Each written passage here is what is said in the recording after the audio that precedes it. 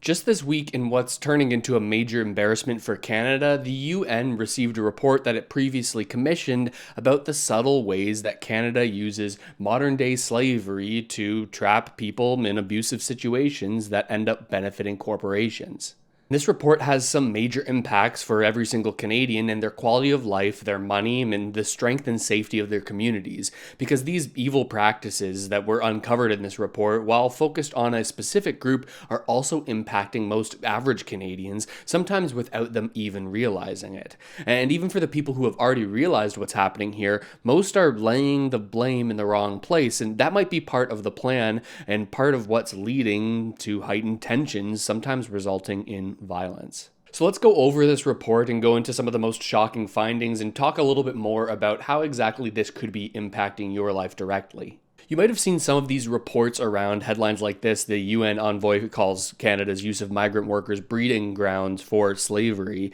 But what is this actually about? Well, it's all in reference to Canada's temporary foreign worker programs. Now, this is a program that was initially well-meaning that seems to have gone off the rails, leading to these extreme claims from the United Nations. Now, we've talked about it before in depth in previous videos on this channel, and I'll get you up to speed quickly here, but if you want to go into more depth, I recommend checking out the video that I'm referencing here. I'll put the link in the description, maybe a card above me. For those of you who aren't familiar, the Temporary Foreign Worker Program is supposed to help businesses fill jobs that can't be filled by existing Canadians. Now, through this program, employers can grant foreign workers temporary residency and work permits. Now, the problem is that the burden of proof to show that an existing Canadian couldn't fill the role is incredibly low, and some businesses have been taking advantage of this low burden of proof to bring in foreign workers, even when they could be finding a Canadian citizen to work that job. And this ends up keeping wages low, because people can fill positions with temporary foreign workers in that program instead of raising wages to attract existing Canadian workers. And this doesn't even really mention the fraudulent activity that requires foreign workers to pay hefty sums of money to secure these positions, which also happens to increase a worker's chances of being accepted for permanent residency, people paying for jobs so that they can skip the line. Now, this program may have started to genuinely help businesses who were experiencing a genuine inability to find workers, but now the entire world is noticing that something has gone horribly wrong in Canada, resulting in the exploitation of not just temporary residents, but also every single Canadian who's struggling to find a job right now or is finding that wages aren't keeping up with the cost of living. But now some of the shocking allegations that I've covered on the channel in the past that may have been founded on less credible reports now have been outlined in detail in this formal UN report. Take a look at this. This is the report, and it's from the United Nations, specifically the Human Rights Council, the body that's supposed to be looking out for human rights abuses worldwide, and they've set their sights on Canada. They outline exactly how these human rights abuses are happening in Canada. They say under the Temporary Foreign Worker Program that migration status depends on an employer-specific closed work permit, and it creates a power imbalance that if workers are fired, they could be deported back to their countries. Now, obviously, that's a big issue because it kind of traps the worker with a certain employer, and that worker wants to keep the job for the wages, yes, but also needs to keep the job in order to stay in the country. Obviously, this creates a massive power imbalance. If your employer asks you to do something sketchy or abuses you even in some way, there's nothing that you can really do about it because it would risk your ability to stay in the country.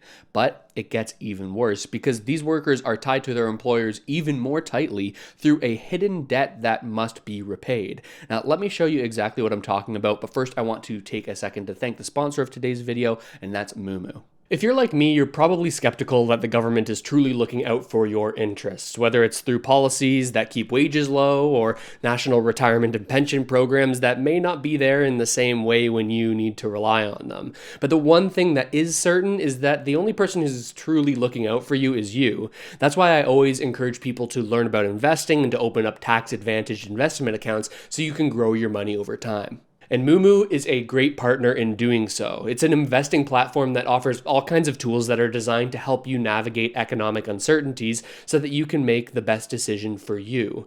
Now, Moomoo has a curated list of high dividend stocks that produce consistent income via their regular dividend payments that are sent to anyone who invests in that particular stock. And a lot of people will build portfolios with dividend stocks because it helps them to supplement their income via these payments, or better yet, you can let those payments compound by reinvesting them. And if you happen to be looking for more advanced features and you have the time to put into trade more regularly, Moomoo also has advanced charting tools that show candlestick patterns, helping you get the most up-to-date price action information so that you can better inform your buying and selling decisions. And of course, as a baseline, this is my favorite thing to do. You can always open up a TFSA, a tax-free savings account investment account, and you can use that to invest in low-fee index ETFs that will give you broad exposure to the markets with extremely low management fees, so you can sort of set it and forget it. And the benefit of doing this inside of a TFSA is that when you eventually sell that, you're not going to have to pay capital gains tax. Your growth in your investments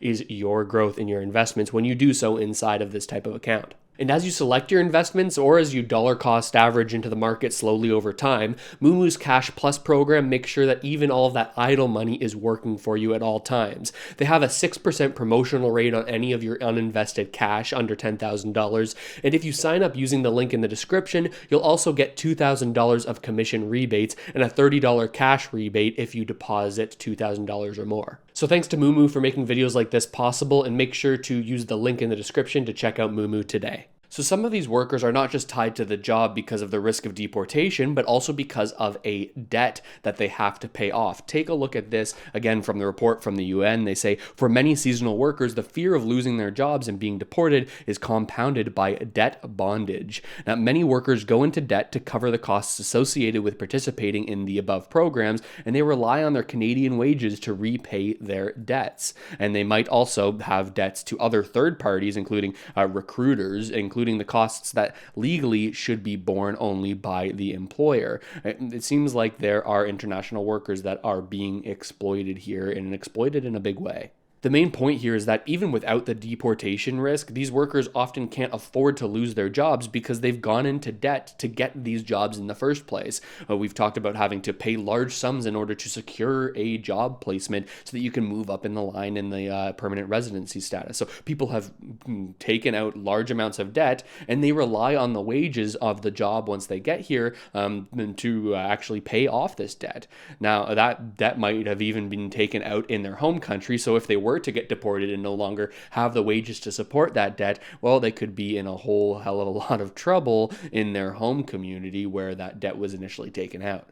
And then we get to the elephant in the room, and that is housing. We've all sort of had people tell us the arguments of, oh, we don't have enough housing to absorb the amount of new Canadians coming into the country. But things get a little worse because under this low-wage temporary foreign work program, employers must provide or ensure the availability of housing. And in practice, because this housing may not be easily available, it will end up being the employers that provide the housing directly. The employer provides the housing, the employer provides the job, and the worker has to pay rent to their employer.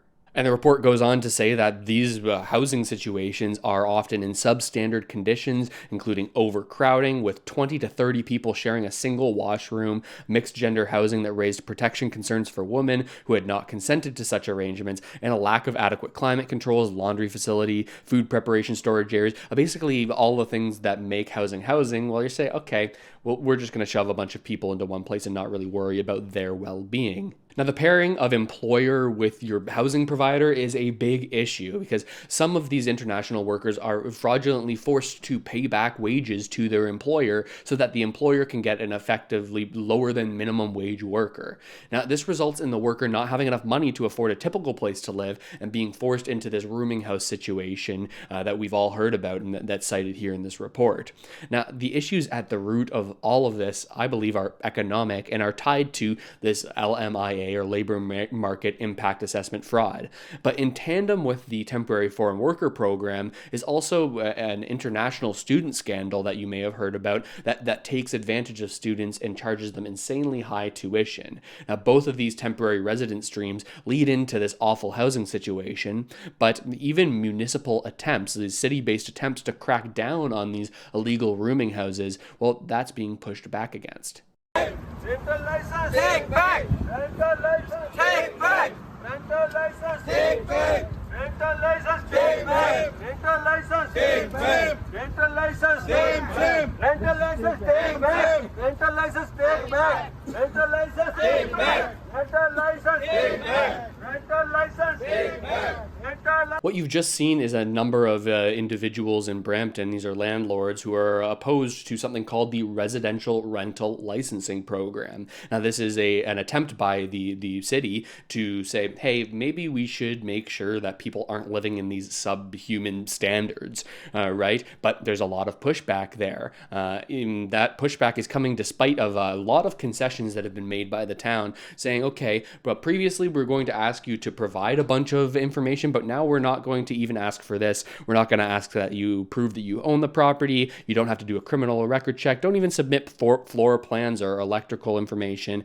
or making sure the gas and electrical is all safe, making sure that there's parking and storage enough. We're not even going to ask for that. All we're asking is that you provide some basic information about your rental unit. Essentially, this information just includes the details of how many people are living in the property, making sure that you have enough sleeping areas and kitchens and bathrooms for the number of people that are staying in the property. These are sort of simple details that are being asked of them, but there is a lot of pushback against this. Now, some of the points that the protesters are making make some sense. I mean, one of the signs in that video, if you notice, said no corporate favoritism, as this residential rental licensing program only applies to up to 4plexes. So they could be saying that this targets mom and pops over big building owners, but that does seem a little bit of silly given the amount of work that you have to do to get a license. It's pretty limited and the standards aren't that high. Just show you're not doing anything illegal and you're good. But my suspicion here is that there are business owners who are also landlords who have used this temporary foreign worker program and are benefiting not only from the sale of jobs to foreign workers, but also from housing them illegally. But now I have to make some connections to sort of the broader landscape in Canada. All of this that we've been talking about, the wage suppression, the exploitation of workers, and the embarrassing report that seems to be putting Canada in a pretty negative light right now, all of this, I think, is secondary to a more nefarious thing that seems to be happening both in Canada, and you'll notice, especially as of late, around the rest of the world too. It's a problem where when average citizens start to bring up legitimate questions, they're often dismissed by politicians. Now, you and I, when we look at this situation, when we look at the declining quality of life in Canada, demonstrated by our falling GDP per capita, we look at our young Canadians who are overwhelmingly finding it hard to build entry-level work experience. We look at a stagnant lower end to wages that definitely can't keep up with the cost of living. We look at our inability to serve the current population when it comes to housing and healthcare. We look at all of these things, and if you're watching this video, you're likely going to start to question if it's the right move to increase immigration levels given all of this information, especially when these temporary foreign workers and students are they themselves being exploited by businesses and government. These people, these workers, as well as the international students, are victims of this situation, just like Canadian-born Canadian citizens are the victims, right? And these are all reasonable things to think about. It's not the foreign workers or students themselves that have caused an issue, definitely not. It's the government and corporate elite who have enacted policies and have taken advantage of those policies. Those are the people who have failed to act in the interest of all Canadians, and that's where I think the frustration should be funneled. But unfortunately, and you've seen this, all of this economic angst often gets misdirected. Instead of looking upwards at the people who really have control, the decision makers and the people who caused this situation, many people look to their left and look to their right, and they start blaming the people that are around them who have just as little control about the situation as they do, right? We unfortunately see people develop a hatred of a certain race because they associate it with the very real problems that they feel in their lives, even if, in my opinion, that connection is kind of unproductive and not super accurate.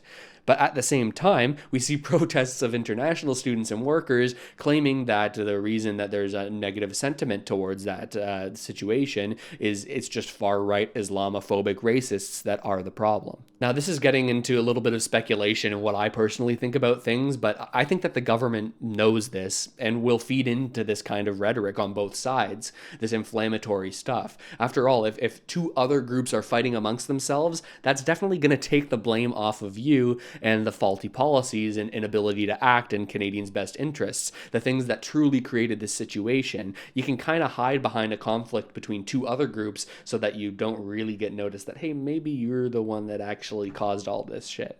And I think we're seeing similar tactics being used by governments around the world. Just look at the protests and the riots in the UK. You probably saw this.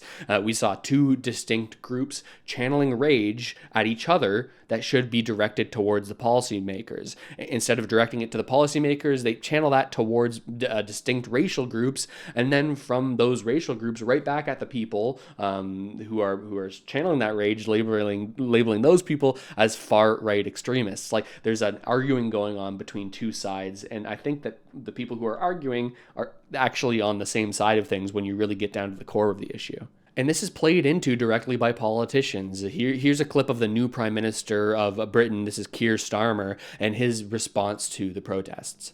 People in this country have a right to be safe.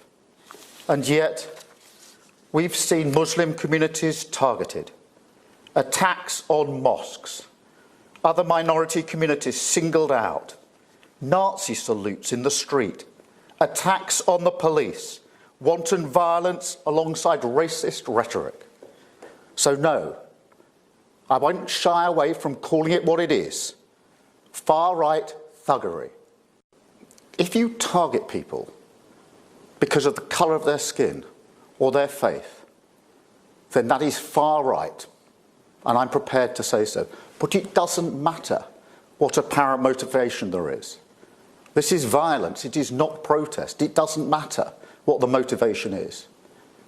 The motivation for the vast majority of people in this country is to see their streets safe. If you watched that clip, I'm sure there was much of it that you agreed with. I know I definitely did. I agree that violence isn't the answer to any of these problems. People should not ever be targeted based on race or religion. These are things that I believe the vast majority of people believe, no matter where you're from. And I think people believe this even if online you maybe get a different picture of people's beliefs. There shouldn't be violence. There shouldn't be race or religion-based discrimination. I think these things we can agree on. But at the same time, I think this kind of political talking that we just heard from the British PM, it's not helpful, and it can make matters worse, because labeling entire groups of people as far-right extremists isn't helpful. You'll notice that there's no recognition from a politician of any failure of government to tackle the core underlying issues that will often cause a lot of this rage to build up, most of which I believe are economic issues at their root that are sort of causing this rage to bubble up. And you really have to be careful with these ambiguously defined labels. I absolutely can't stand them because nobody has the same definition of what they really mean, but they get programmed in your head as either good or bad. Now, I cringe every single time someone arbitrarily labels an individual as far right, but I also cringe just as much when I hear people using the term woke to describe somebody whose views they want to discredit. Truly, nobody knows what far-right or woke really means. Everyone has a different definition. We don't know what they mean with any sort of precision so that they're helpful to communicate, right? But governments and media organizations can use these terms to blanketly discredit any views that they oppose at that moment. Instead of using these blanket terms, I'd encourage people to recognize that these groups of people aren't single homogenous entities that all share identical problematic perspectives. These groups are made up of unique people with unique views built by their own life experiences that have led them to where they are today. And if you were to have the same life experiences, you'd be there too, right? Now, that's not to say that there aren't bad apples in every bunch, that's to be sure, but using a broad label is dangerous because the more you tell somebody who's peaceful but is trying to sort of stand up for their family, the more you tell them that they're an extremist for having views that are reasonable to them, the more likely you are to push them to become more and more extreme. You got to be careful about using these labels because very quickly people will start acting in the way that you label them. And the same thing has happened in Canada. There's been a division of citizens to sort of try to hide the policy failures that lead to the frustrations that end up bubbling up and boiling over. The small fringe minority of people who are on their way to Ottawa or who are holding unacceptable views that they're expressing do not represent the views of Canadians who have been there for each other, who know that following the science and stepping up to protect each other is the best way to continue to ensure our freedoms, our rights, our values as a country. All this is to say that both with the modern day slavery that we're seeing with the temporary worker programs in Canada and with many other issues around the world, we need to be careful to recognize who the true victims are and who the true perpetrators are. Don't blame the people in your community who have just as little power to change the situation. Blame those who are actually the ones that have power to change the country's wide politics, or blame the people that have the power to change these policies that could actually serve average people if they're implemented correctly. Or hell, better yet, don't blame anyone.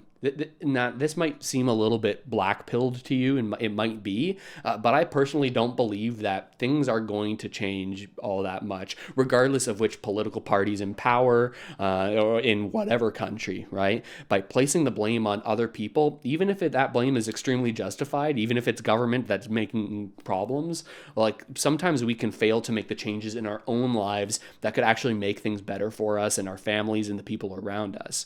Like, I don't think you or I don't think we're going to actually single-handedly solve wealth inequality, solve poverty, or solve any injustice by complaining about the way that things are.